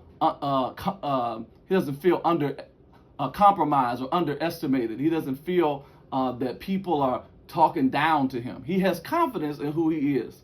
He has fellowship with God. He has a place to live. He has a job. He has a community that he cares for. And based on those things, it's not good for that man to be alone. All the rest of them, let them be alone. All the rest of them? NiNi, with being in a long distance relationship, from a woman's point of view, and this is gonna go actually for both of you guys, and whoever want to start it off, I'll say it like that, can start it off. What in a long distance relationship, how did you feel secure? Like, what was it that made you feel secure? Because long distance relationship, that's not easy. And it's like, how did it make you still feel secure and not be like, what if he out there talking to somebody else? Or, or anything like that? Because, that can't happen because it's long distance. So we talk more than we are in person. Mm-hmm. So what was it that made you secure and say, like, oh, well, I know for a fact that, we good, we here. Mm-hmm. Nobody else. Right. Nobody else. Right. Routine. I think his schedule and his consistency, he would always call me at certain times. Mm-hmm. I would always know where he was in the day. Like, I could track him even without tracking him. It's mm-hmm. like, this is before, share our location. Mm-hmm. I knew where he was mm-hmm. just because of the constant communication and because he would call me consistently. He called me in the morning. Mm-hmm. He reached out to me during his lunch mm-hmm. and he called me when he got off of work. And then we would pretty much talk the rest of that. Mm-hmm. So I think because of that, I was able to be comfortable because I was confident in what he was doing. If someone asked me, what is he doing? He could be doing this. Nope, he doing this. And I call him, yeah, love, I'm doing exactly what I said he was doing. And I think that's what gave me the most confidence. Yep. So just routine. Routine is key. Perfect answer. So if you connect with a person and you know what they do. So routine can look different between Monday and Tuesday. Mm-hmm. So Monday you could be sleeping in, and you're not answering your phone because based on what you managed Sunday, you're resting Monday. So for example, she would have to be to work at 8 or whatever, but because of Florida traffic at the time, she would get to her job at maybe 6 or 7, and then she would take a 45-minute nap. And what does that mean? If she gets there at 7, she starts at 8, she's napping from maybe 6:45 until 7:45. So if I call her during that time, which I may be available for because I start working in person at 8, so that would be, and it may be more so I'm calling her at 7:40 or 7:45, and she may just be waking up or she might be asleep. So now I have to understand her pattern, that she's not doing something else. I'm not being ghosted and all that kind of stuff. Yeah. That's what it is. Now Tuesday she may be off, you know, and if she's off, that looks different. So she may reach out after 10 a.m. or something like that. So you have to understand that people's lives change every day, but what doesn't change is how they communicate with you throughout that particular day. And we're not the type of people that, we don't do all that WYD, what you doing, all that kind of stuff. That's irritating. We don't do all that. We have the relationship. This is how we talk to each other, so on and so forth. So if there's a gap, I'm going to wait on you. And we created a communication because, you know, phones, when you're in a long distance relationship or you just got bad cell phone service, if the call drops, I would tell her, don't call me right back. I'm going to let the line clear and I'm going to call you. So now she knows what to expect, so on and so forth. So it's like, okay, he's going to call me back. And now that was a communication on my end. I want you to know I'm going to call you back. Aha, mental. So you have to create levels of communication. Now, we'll say this: you are dealing with people who are, and this is gonna take me somewhere else, but I'm gonna say it anyway, because I know more about being single than being married. So when you're single and you're in the dating, before you find a person that you're just gonna connect with or whatnot, dating it looks like this. This is what dating looks like. When you first enter the dating field, it looks like you are a person that has Windows 95. You have a Windows 95 operating system. It's old. Everybody else has 3 iPhones, 2 tablets, and 3 laptops. So what disappoints people oftentimes when they go into a dating field is that they believe that one person is communicating from the same laptop, that Windows 95 software. No, ma'am. Until that person sees you as a viable option, they may have a lot of stuff going on in their life. I'm talking if they're dating. Now, if they've come out of a broken situation or something long term, that, like in my case, I wasn't, because I was already in a committed relationship. So I was trying to detox from, you know, the time I was in that relationship. But I'm saying all that to say you have to have healthy expectations of dating and different things of the sort. And why not make yourself unforgettable? Do you communicate in a way that somebody should remember you? There are certain dialogues that you didn't communicate, female to male or male to female. Rye tell you she's learning now, being in college, that there are communications that, I mean, you're a nice looking person, but you're not talking about nothing. Absolutely nothing. At all. See, and I don't have to talk to Rod to know that I know what 18-year-old boys, what their communication may represent. It may represent, you know, Forrest Gump. Life is like a box of chocolates. You never know what you're going to get. So it's important to understand that.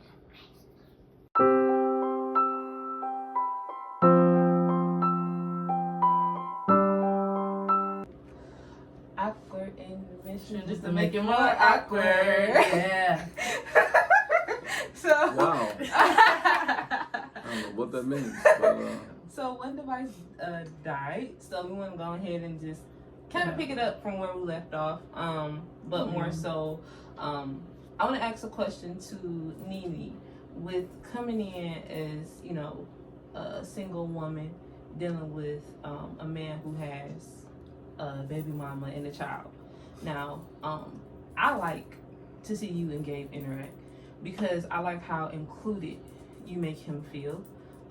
With just being, you know, I'm your dad's wife. You're not like a peasant. You know, it's very including, and the relationship that you and Gabe have is definitely is really good. I can see it, because even, you know how if you're a stepchild or something like that, it kind of, you know, you can kind of tell that the child is not. You can tell that they're not really included, or they may not care or like their dad or mom, you know, husband or wife. But with seeing Gabe genuinely likes talking to you. He genuinely likes being around, even watching you, how you guys interact.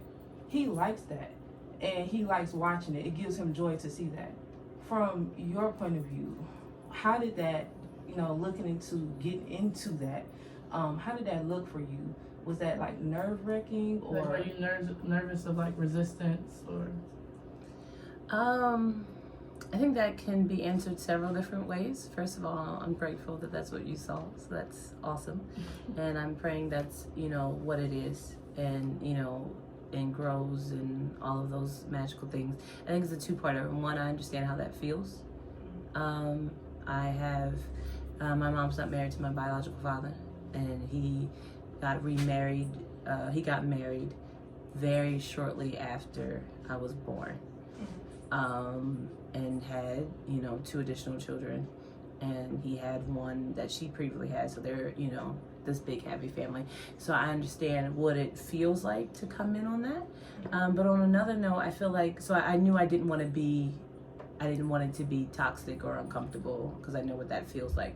But on the other note, I feel like when I met them, I was interested in Gabe. Gabe is, you know, not one of those kids you don't want to talk to on his own merit, not necessarily because of his father. I remember when I first met him, I thought they were the cutest thing ever, because they was matching, they was matching sweaters. And then I'm like, okay, somehow we just happened, you know, to be sitting together, and Gabe was sitting next to me, and I wanted to engage him about, you know, Disney, because that's where I worked at the time. And he was very matter of fact and assertive in his conversation. I'm like, okay.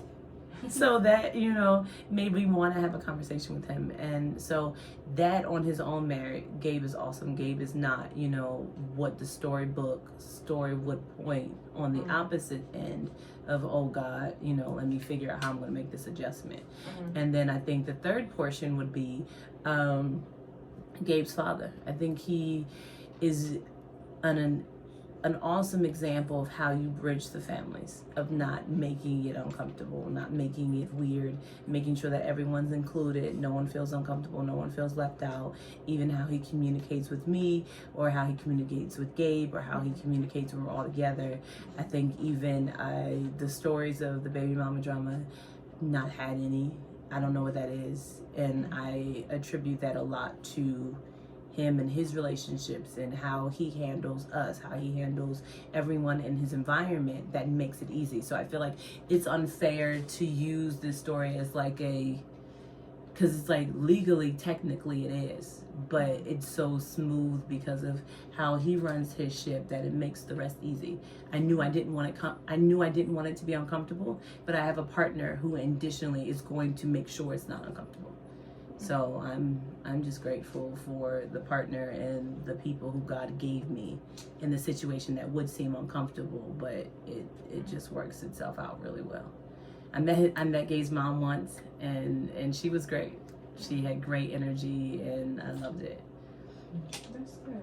That's good. And with seeing how he fathers, and even now having a child, and knowing that, you know, oh, okay, he's in good hands. Yeah. Like, how did that play a part for you?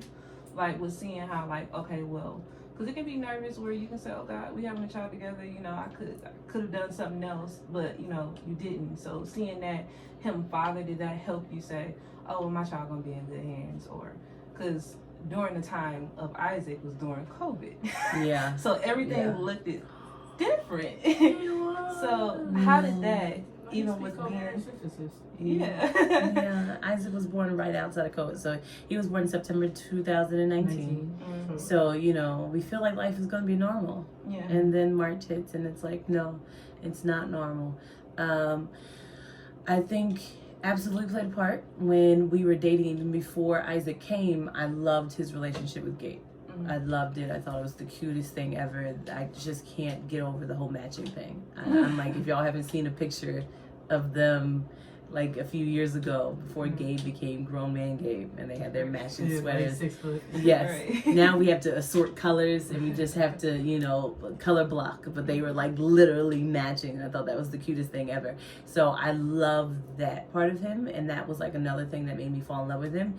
But when I had Isaac, I think we were not married. So I was really nervous just to tell him, I'm a woman. I think normally if you're not married or normally in general to tell your significant other, we didn't plan for this. We weren't, having this in the plan and having that conversation. His answer was so perfect that it kind of made me at peace with everything else. It just reminded me of who he was. Because I think initially when I was pregnant and all of that, you think of worst case scenarios. You think of, previous experiences. You make up your mind. But his initial response, I just want to let any man, your initial response is crucial. When she tells you that she is pregnant with your baby, how you respond to that can change everything. She may be okay with you years long, months. Y'all might have been great 5 minutes prior. But if you don't handle that right, the whole relationship just needs a deliverance moment. But his answer was so perfect that it just gave me peace. And I was like, we're going to be okay. And I think that's the most important thing. It's like how you handle that. So what was the answer? Yeah, that's what I was going to ask. I know. I knew you were going to ask it. Mm-hmm. You're going to ask it. The culture wants to know. Culture's right there. Yes. And I know you're gonna tell me if I was wrong. But I feel like it was something like I know the baby's gonna be beautiful because you're beautiful. It was like something real, like he didn't ask, how or what we gonna do. It was a very simple, calm, well, we know the baby's gonna be beautiful because you're beautiful. Yeah. And it was just, and we didn't have long dialogues about, this, that, and it just went into this, how great the baby's going to be. And, it was all positive energy. So I didn't have a chance to think about all the could've, should've, what ifs, because his initial was, the baby's beautiful. What you're doing, what you're going to have, what we're doing together is beautiful. And it's because you're beautiful. And I'm just like, Okay, and I would say for you, what made you respond like that? Like, what was the thought process, because it could have went, differently. Yeah. Like, were you petty? Yeah. No. Oh. No, I think once you've done something, because Isaac is my second boy, so I know what I can produce. When I say produce, I'm not just talking about seed-wise. I know what I can nurture and what I can manage, and the time frame does not matter. When I had Gabe, I was younger, and you may not know what type of father you're going to be because you've never been one. But now, being older, I know exactly how to deal with these things. So I'll say to you like this: anxieties for a man having a baby that has never had a baby is, how do you bathe somebody that's that small? Somebody that's holding your hand. That is nerve-wracking. It could be, but it wasn't, because I had already been through. And then more than that, even when Gabe was born, no anxiety about the announcement of it. You know what I mean? It's like, okay, well, this is what we're gonna do. What's next? So I think, and I'll say it to you like this: partners are people that seek to refresh you. They want you to be built up by how they engage with you, and if that continues to be the goal, it doesn't matter what it is. So pregnancy is just one area. It could be death, but you have to know how to respond to that. You can't make yourself the most important thing. You have to your response could just be, I'm going to be here with you if it's death or something like that. Can I talk about that? Sure. Let's not go dark, but yeah. I know. When you say, can I talk about death? It's like, do we want to? Excited. No, it's just how magical he was. We're in a long distance relationship. My great grandmother passed, and I loved her to life.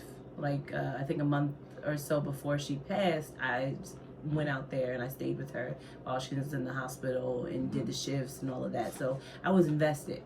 And when she passed, the whole family's grieving because she's like the core, she's the big mama in the family. She's the one who kept everybody together. So it's like, oh God, what is the state of our family? And we had the funeral, and because she was so popular, she's the founder of the church that my mom currently pastors. So we knew it was going to be this big ordeal, but we wanted to keep it at the family church, which was small. So we put it on Facebook and all of this. We go through the motions. He can't be there, of course, because he's working, and it's a long distance relationship.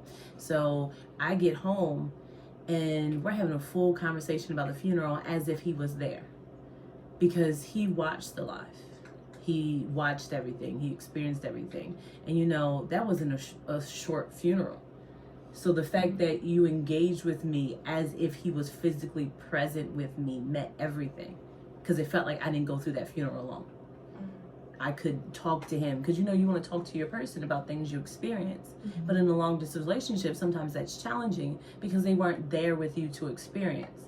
But he engaged with me in such a way that I felt like he was there.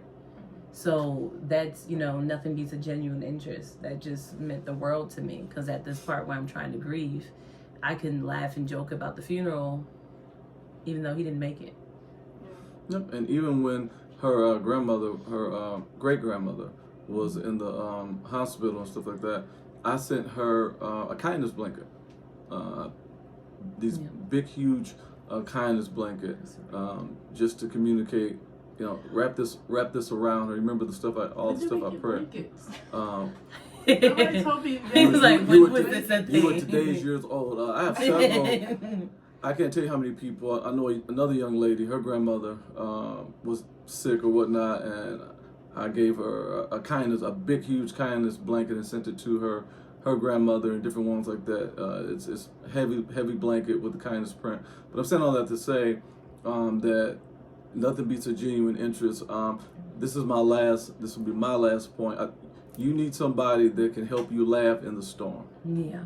And that's not a statement. That's a real life scenario. So she was in Florida, and they were without power for a few days. It was a hurricane. It was a hurricane, and but the storms come a lot in Central Florida or whatnot. But however, it hit Orlando, and the power was out, and that was my first rodeo. People they're freaking out and all this other kind of stuff. And in the middle of the storm, because I know her routine, I know what her diet is. I know that she eats a 5-piece Chick-fil-A nugget, and for those of you that are watching, if you're a Chick-fil-A person, you know that is not a lot of nuggets. That's very small, and she's going to eat a fry, and she's going to eat her favorite s'more, and that is it. And because of how her life goes, she's single, she doesn't have any children at the time. She doesn't have to grocery shop like that. She can get her meals while she's out as she goes. Like you're in college, you can eat at the cafe and keep it moving, keep some things at the house. So she was like, I don't know what I'm gonna do. She's in the middle of the storm. She freaking out. I'm gonna have all this. I'm gonna replace all the food in the refrigerator. I said, Z, you don't have no food in your refrigerator. I said, your refrigerator is always empty. I said, when do you replace it? I said, it's not resting. It's just off now. Right. And she just broke out and started laughing, and it helped her to understand that you are having a moment about a pending outcome that doesn't really impact your life. Other people their food is gonna spoil, but not you. So you are already at an advantage. Just keep living how you've been living, and you're gonna be fine. I mean, her water bottles are gonna get warm. I'm in Florida. But what did my milk? But think of what did that do for you though? Oh, it did everything for me, because I think it brought me back. Yeah. It's like, life is over, and okay, life is over. Why? And you mentioned this one thing. No. Do you have anything else? The reason why life is over? No, that was it.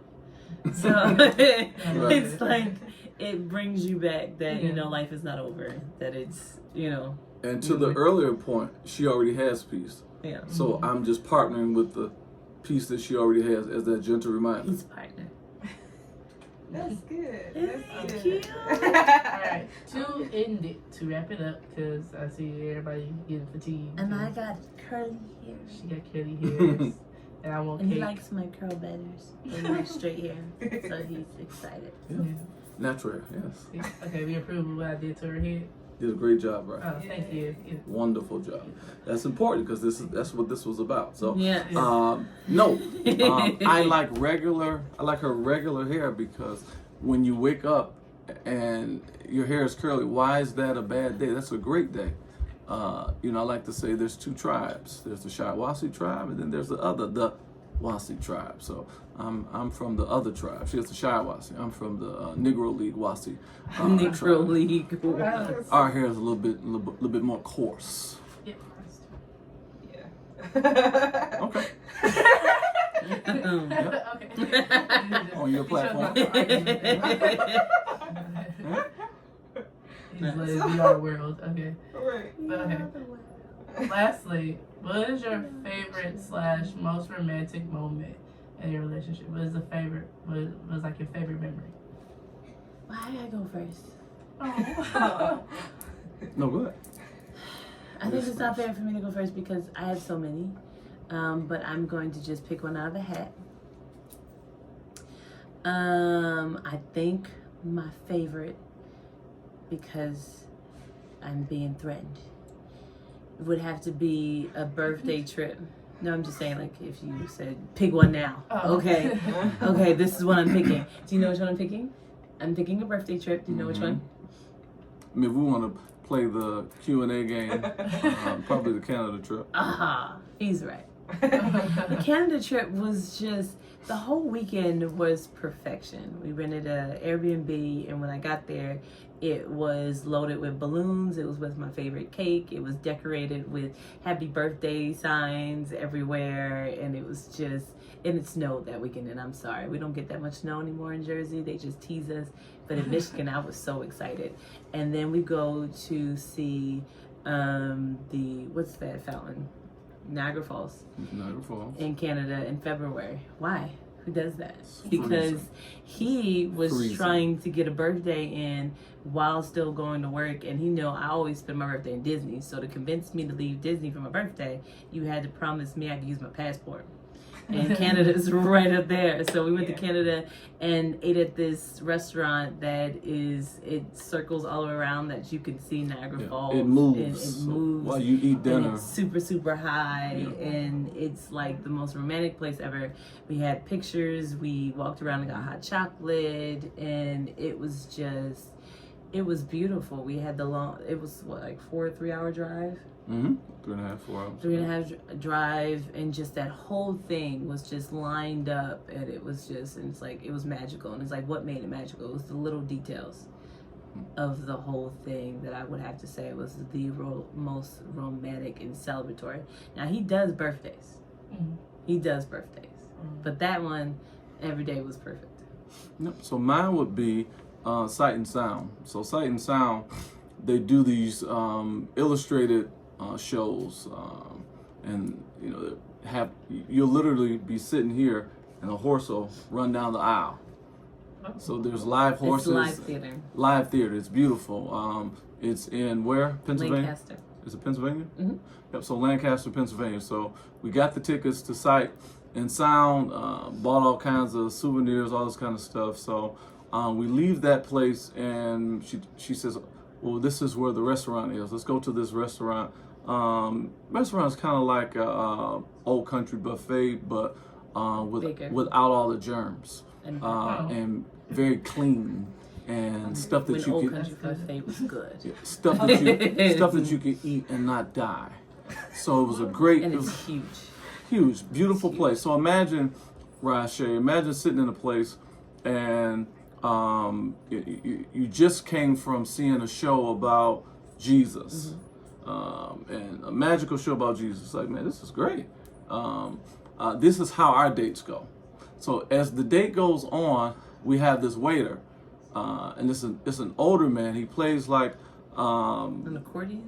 An accordion, but it's a sling over his shoulder.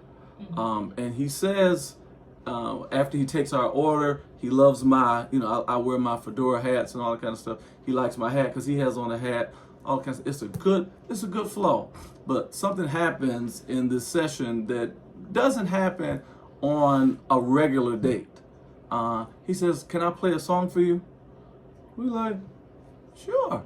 I'm like, "Man, he about to play something, with some, like I'm thinking about Family Matters. I'm thinking about Steve Urkel. He's gonna start talking about Argonzola cheese or something. I don't know what he's gonna start playing. Something from Brazil or Poland or something like that. He breaks out and says, he starts playing the song, Jesus, Jesus, Jesus. There's something about that name. And he's playing the thing. He says, kings and kingdoms, that's the best part of the song, they shall all pass away. But there's something about that. We got serenaded.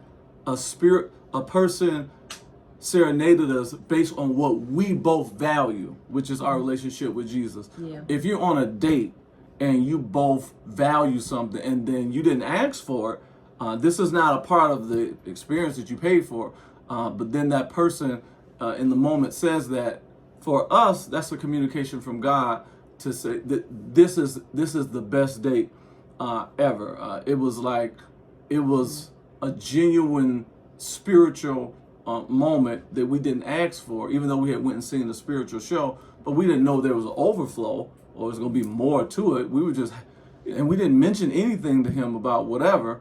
So it was just the most, I've never had someone sing to me a spiritual song on a date ever in life. So that was like just one of the most beautiful things I've ever heard, and that's one of the greatest dates I've had.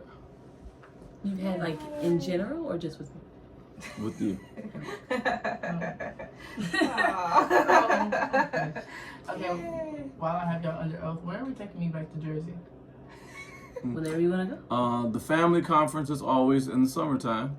So Convenient. and you all have already agreed to be on panels and to talk I did. in open forums when you come to Jersey. So I feel like I was under thank duress you. when I did that. We have this No, recorded. Thank you Okay. all for agreeing to come. Alright, In the summer of 2025, Oh Lord. they're coming and they're going to be talking and they're going to talk to the youth. So they're going to become youth advocates this summer because they want to come to Jersey. But they and we're love excited. you. What They happened? love you. Why don't I remember this? Yeah, I think it was like shopping that was involved. Was I- Yeah, I remember hearing something about shopping, so And Yeah. open forums. yeah, open forums. Yeah, so like what you're doing now, asking me questions, we're going to be asking you questions. By ourselves? In person, in a group setting where a lot of people, hundreds of people are in the room. It's going to be great. You know what? You're going to Like, impact lives, but you're going to be helping children and young people You know work what? through identity crisis and You know, I stuff. just forgot. My school, they doing the But I'll let you guys Nah. close out. I'm going to give you an out. I'll let you guys close the interview out, though. Okay. Thank you so much for this. You're welcome. Thank you, NiNi. I want to say thank you for me being able to see my uncle in, I would say, a more vulnerable light. I like seeing this, what I see right here, and I want to say thank you Don't make for me cry. allowing me to actually be able to see him like this, happy in a relationship, and just to see that it actually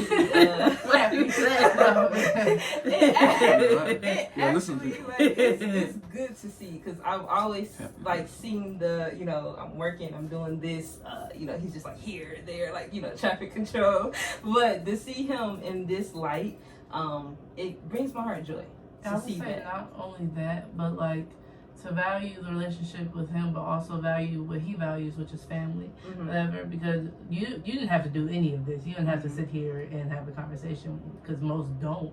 Yeah. You feel me? So I feel like to actually sit here and take time and what's the name? Like even like before you guys were married, you would just sit there and you'd be asking me like how my day was going and how life was. I was like, why is she interested? But to actually have a genuine interest in what he's interested in, I feel like that's such an important thing. Yeah, because I would say like my when I initially met you and he was introducing you, you know, this is who I'm dating, I always ask a question and I have gotten different answers and I'm like, I'm waiting for the right answer. So when I asked you initially, hi, how are you? You was like, I'm fine, how are you? That changed my whole perspective. Because usually it don't happen like that. happen Normally that way. I could say, hi, how are you? And then it's just like, oh, we got a whole hour about you. But the fact that you stopped, you said, oh, I'm fine. But then you said, hey, but how are you? Consideration how somebody else would have, you know. Yeah. And the fact that you, talking to you, even with me and you personally, you cared about what he cared about. Where it wasn't just about you and what he was giving you. You were always trying to see, how can I reciprocate that? What can I do for him to, you know, be what it is that he needs in this season, in this time? And seeing that from my perspective, even being in Jersey and actually experiencing Jersey was amazing. For me to see that the person I care about, I can't be there in Jersey and handle some of the bigger creatures there like I do here. But it's still taken care of. It's taken care of and it's handled well. And I appreciate that from seeing that from Anissa's point of view, you know, because he's my father figure. Yeah. And I like to make sure my father figure is okay. So thank you for showing me that no matter if he's here or if he's there, he's going to be okay. Because that's all, at the end of the day, I care about. So thank you. Yeah. Don't cry. Oh, Don't wait, cry. no, Not to. it's not in tears. It's not. Trying not to. That's just like so insane, though. That just blew my mind. I'm like, because I asked you how you were, that just made me different. Because I'm waiting, you're like, yeah, and I asked a question, like, and you got different answers the whole time. I'm like, oh, God. You're like, what is this? What did I say? Did I say it? Did I do it right? And the fact that it's like, how are you? It's dumb. That's so insane. Because you guys are amazing. And I think that's the thing that I'm really grateful for, because you can be in a family who just about their own business and about their own life, and you've all been very genuine with me and all been very kind. You're beautiful individuals and human beings, and on either side of it. So thank you for making it easy. Thank you for not being a difficult assignment. Thank you for not making, oh God, my in-laws. Like, oh Lord, we have to work this through. No, it's just, I'm going to hang out with my other family and it's going to be great. And wanting to seek and making sure that you are as happy as we are happy, because I know that's important to him, and he's dealing with making sure that, you know, financially, you know, mentally, you know, all the stuff, that you are okay. I'm the girly part, and I want to make sure that, okay, all the fuzzy feelings, are we okay? Because, you know, that's what's important to me, and I'm grateful for y'all. Oh God, that whole just asking you about yourself, that's just so crazy. It's like, culture, we have to do better. Gotta do better. It's like, we have to do better. So yep, that's it. Thank you for being a part of Sariahchae. We appreciate it so much. And yeah, we're gonna be doing some more like this. And I got She's curly now. Yep. I went The from hair is straight to amazing. curly. Hey. Yep, you did a great job, bro. Yeah, thank you. You know, I take payments and cake. All right, let's get to it. Cake! Cake! Okay. I'm free.